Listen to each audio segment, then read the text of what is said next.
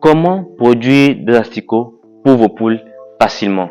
Lorsque vous êtes dans l'élevage de poulets, il est important de savoir jouer sur les coûts de l'aliment afin de mieux réussir son activité, c'est-à-dire faire un bon bénéfice. Et la production des asticots est une meilleure alternative pour parvenir à cet objectif. Dans cette vidéo, je vais vous montrer étape par étape comment procéder pour produire vos propres asticots chez vous à la maison. Alors restez jusqu'à la fin pour ne rien manquer et déjà abonnez-vous et activez la cloche de notification pour ne rater aucune de nos prochaines vidéos. Et sans plus tarder,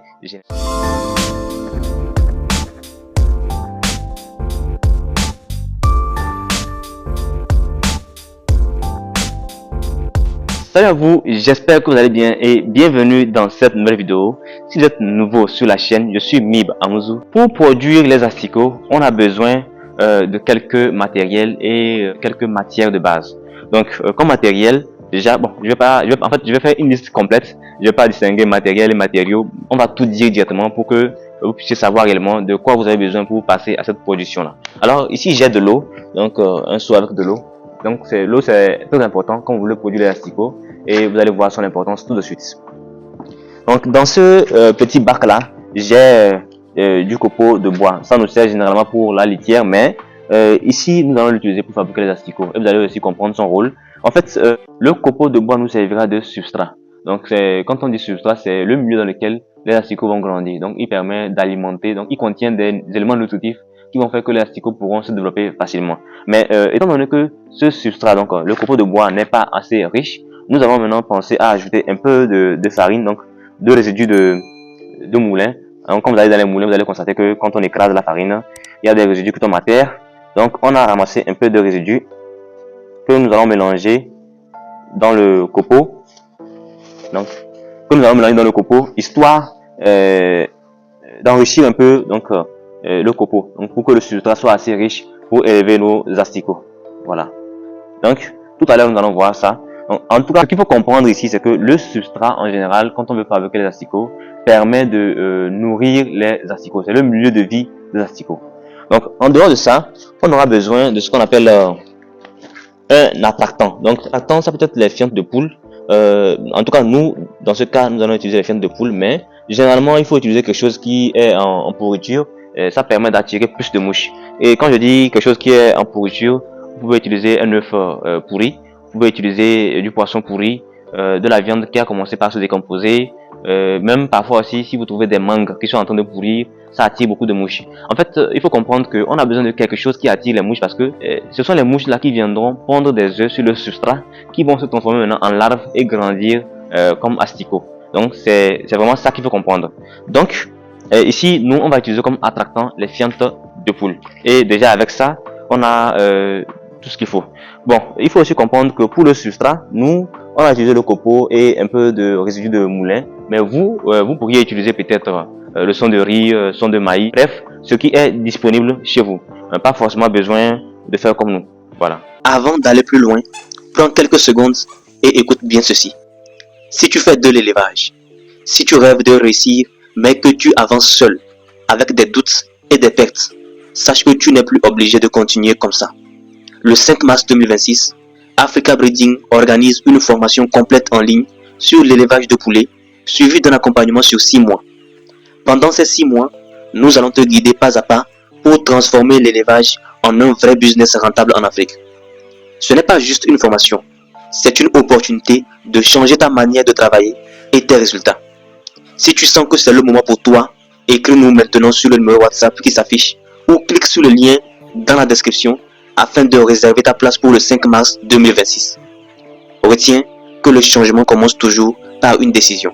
À toi de jouer. En dehors de ces matériels que vous voyez ici, bon, on aura normalement besoin d'un tamis. Donc ça c'est à la récolte d'ici 4 ou 5 jours. Donc à la récolte, on aura besoin d'un tamis, histoire de séparer les asticots du substrat. On aura aussi besoin d'une bassine, histoire de laver les asticots, sécher sur une bâche. Bon, mais ça c'est à la récolte. Peut-être on fera une vidéo plus tard pour vous montrer un peu comment récolter ces asticots. Mais pour l'instant, nous allons voir la production. Donc déjà, nous allons procéder à la préparation du substrat. Pour préparer le substrat, comme je vous disais, nous allons tout simplement mélanger donc cette farine là, donc résidu de moulin, au copeau, histoire de l'enrichir encore plus. Donc voilà, je mets la farine là dans le copeau de bois et on va maintenant procéder au mélange. Donc comme je vous dis, c'est histoire de d'enrichir le copeau, histoire d'enrichir le copeau.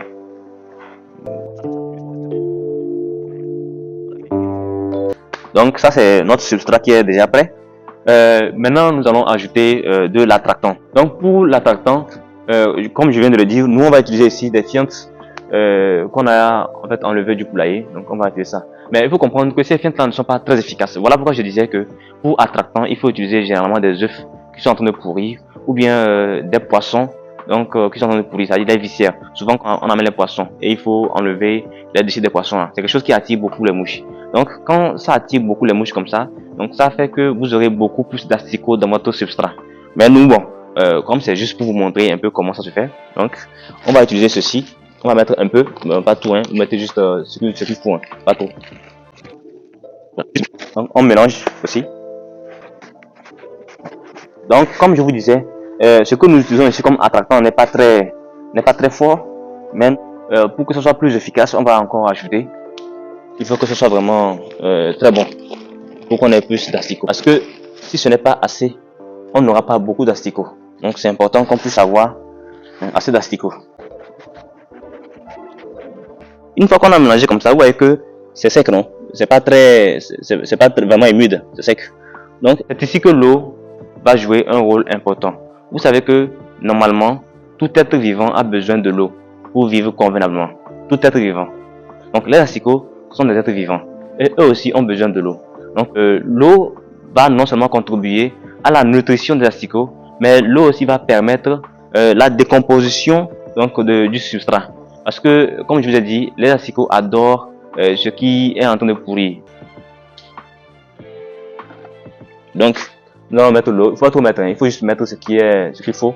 Donc pour que ce soit un peu voilà, disons partiellement mouillé. Donc on va mettre un peu, on mélange et nous allons voir un peu comment ça sera.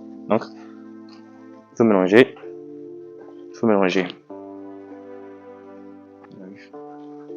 Donc là je constate que l'eau n'est pas encore très suffisante, donc je vais encore augmenter. Voilà. Donc là maintenant je pense que ça va aller. C'est bien mouillé. Donc je peux vous dire déjà que nous avons déjà préparé notre substrat, donc le milieu de vie de production de nos asticots. C'est dans ce milieu de vie là que vont grandir nos asticots, que nous allons ensuite récolter plus tard pour nourrir nos poulets. Donc ce substrat là est bon pour que nous puissions avoir des asticots. Déjà comme vous le constatez, dans le récipient c'est un peu plein. Normalement on doit diminuer dans un autre récipient. On peut permettre de faciliter un peu plus l'activité. Voilà donc. Mais bon, comme c'est à titre expérimental, on ne va pas quand même trop entrer dans les détails. Mais sachez que normalement, ça ne doit pas être plein. Donc, évitez que ce soit plein comme ça, comme chez nous. Il faut que ce soit à moitié, donc à moitié vide, bien à moitié plein. Donc vous allez prendre ça comme ça maintenant et nous allons exposer au soleil, histoire d'attirer les mouches. Donc, comme notre substrat est prêt, et comme je viens de vous le dire, on doit mettre ça au soleil, histoire d'attirer les mouches. Donc, ce qu'il faut comprendre, c'est que on ne met pas forcément le substrat au soleil. On dépose ça plutôt à l'air libre pour que les mouches donc volantes errantes là, pour que les mouches errantes puissent facilement venir se poser et pondre donc leurs larves. C'est pour ça même qu'on met ça hors du bâtiment. Parce que si on laisse ça ici, les mouches n'aiment pas trop les zones humides comme ça. Donc, il faut que ça sorte dehors pour que les mouches puissent venir. Une fois qu'on a fini de préparer notre substrat et qu'on l'a exposé à l'air libre, maintenant il faut voir un peu quelles sont les activités journalières. C'est-à-dire que chaque jour, qu'est-ce que vous devez faire pour faciliter donc cette production des asticots. Donc il y a une chambre où vous faites votre production, ou bien je sais pas, un lieu quelque part où vous faites votre production, mais sachez quand même qu'il faut que vous mettez le substrat à l'air libre pour que les mouches puissent facilement venir se poser. Donc ce sont les mouches errantes que nous utilisons ici. Là, sachez que chaque jour vous devez venir contrôler, donc vous assurer que le substrat est assez humide. On peut pas que, parce que on sait jamais, si vous êtes surtout en saison sèche au moment d'harmattan, ça peut facilement se sécher. Et quand ça se sèche, comme je vous l'ai dit, le rôle de l'eau, c'est de faciliter la décomposition du substrat. Donc cette décomposition là, c'est ça qui attire de plus en plus les mouches. Si le substrat se sèche en quelques heures, vous voyez que vous allez échouer votre production des asticots. Donc il faut veiller à ce que l'humidité soit bonne.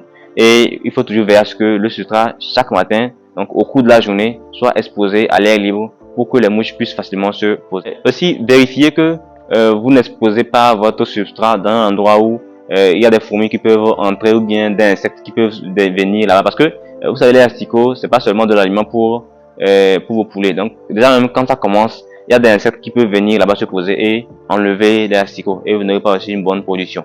Donc il est important de veiller donc à l'endroit. Donc éviter qu'il y ait des fourmis qui passent ou bien trop d'insectes. Voilà. Et chaque fois que vous voulez exposer votre substrat, assurez-vous aussi de ne pas l'exposer à même le sol, comme nous on l'a fait. Il faut le mettre à hauteur. Donc, je sais pas, vous pouvez poser une brique ou bien. En tout cas, il faut un support en dessous avant de poser votre substrat. Donc, ça empêchera davantage que les fourmis puissent entrer dans votre substrat. Déjà, quand toutes ces conditions sont respectées, les conditions pour la production sont respectées et tout est bon, déjà à partir de 3 à 4 jours, vous allez commencer à voir l'apparition des asticots. Et les asticots, on peut déjà les récolter au 4e jour, 3e, 4e jour. Bon, en tout cas, sachez que quand ça dépasse 5 jours, les asticots vont commencer par se transformer en pulpe pour devenir plus tard des mouches. Vous savez que c'est le cycle. Voilà, donc il est important que vous puissiez récolter les asticots là avant 5 jours. Déjà 3, 4e jour, il faut les récolter pour nourrir vos poulets. Donc comment se fait la récolte? Comme je vous disais au début de la vidéo, il nous faut normalement un tamis. Donc il y a un tamis là en fer, vous allez voir ça en image. Donc ce tamis là on l'utilise pour tamiser donc le substrat. Donc quand on va mettre le substrat dans le tamis et on va agiter, les asticots vont se séparer du substrat. Et nous allons maintenant recueillir les asticots qu'on va rincer à l'eau, sécher si on veut et servir au poulet. Donc on peut servir ça frais comme ça ou bien on peut sécher et même en faire la farine pour mélanger de temps en temps l'aliment pour servir au poulet. C'est aussi une astuce qui marche très bien. C'est l'essentiel de cette vidéo. J'espère que vous avez bien compris et j'espère aussi que ça va vous permettre de pouvoir mieux comprendre le processus de production des asticots. Si vous avez aimé la vidéo, likez, partagez afin que d'autres personnes puissent en profiter. N'oubliez pas de vous abonner et d'activer la cloche de notification pour ne rater aucune de nos prochaines vidéos. Alors déjà, sans plus tarder, on se dit à la prochaine dans une vidéo qui sera encore plus positive. N'oubliez pas de faire l'acquisition des documents manuels de l'éleveur qui pourront vous aider à mieux réussir dans votre activité d'élevage de poulets.